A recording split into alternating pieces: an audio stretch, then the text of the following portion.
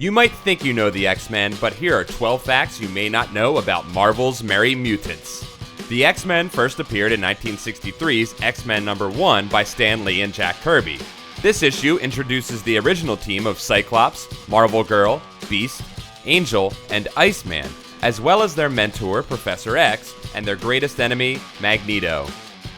The inspiration for the X-Men came when Marvel wanted to create another superhero team in the style of their flagship title, the Fantastic Four, but Stan Lee didn't want to have to come up with the origins for all new characters. He thought it would be easier if they were just all born that way, and thus, the mutant race was born. Stan Lee wanted to call his new book The Mutants, but Marvel publisher Martin Goodman said readers wouldn't know what a mutant was. And so, the book was renamed The X-Men, after the mysterious X gene that gives mutants their, as Professor X says, extra power.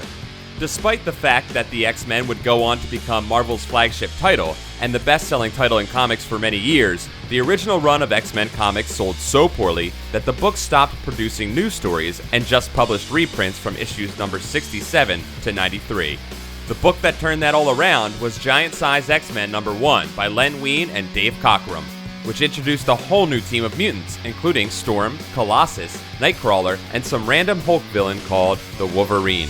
Several of the new X-Men characters were based on designs artist Dave Cockrum had done for a proposed Legion of Superheroes spin-off called The Outsiders. While Nightcrawler came whole cloth from that design, Storm was a mix of two characters called the Black Cat and Typhoon, plus elements for a proposed Marvel Girl redesign. Although the original X-Men title is generally referred to as Uncanny X-Men, the word uncanny didn't get officially added to the title until 1981's issue number 142, the last issue of the classic story, Days of Future Past. By the early 1980s, a book that had been on the brink of cancellation had become Marvel's top-selling title. When Marvel launched a new spin-off series simply called The X-Men in 1991, the first issue sold over 8 million copies, making it the Guinness-certified best-selling comic of all time.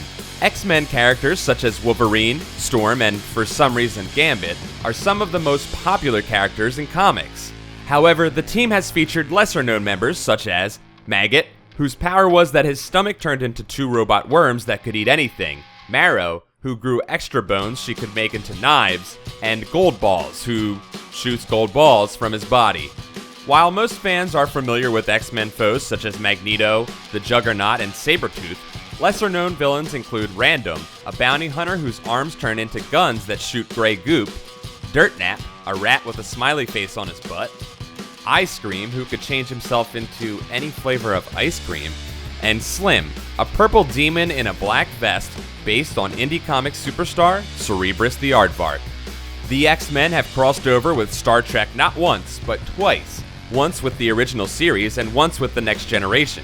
As far as I can tell, it was all an excuse for the panel when someone says, Dr. McCoy, and both Bones and Beast turn around. Before the popular 1992 cartoon series that introduced a new generation to the X-Men, a half-hour pilot called Pride of the X-Men was produced in 1989, whose Australian Wolverine seemed to presage the eventual casting of Hugh Jackman in the movie series. This pilot served as the basis for the 1991 six-player X-Men arcade game, if you were ever wondering why Dazzler was in that game.